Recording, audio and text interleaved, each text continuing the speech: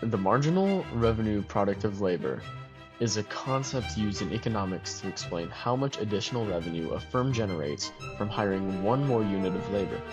Essentially, it represents the contribution of each additional worker to a firm's total revenue. To break it down further, imagine a firm hires workers to produce goods or services.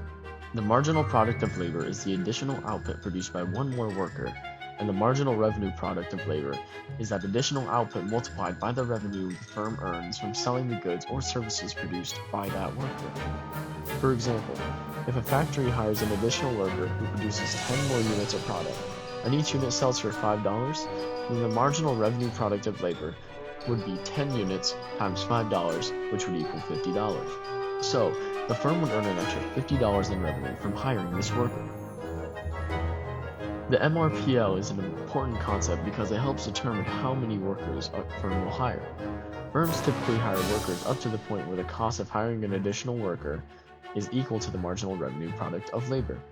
If the wage paid to the worker is higher than the MRPL, the firm will not hire that worker, as the cost would exceed the revenue generated. On the other hand, if the MRPL is greater than the wage, the firm has an incentive to hire more workers. In competitive labor markets where firms are price takers, the MRPL curve typically slopes downward. This is because each additional worker contributes less to a total revenue, a result of diminishing returns to labor. The MRPL is a key component in understanding how labor markets operate, particularly in determining wages and employment levels.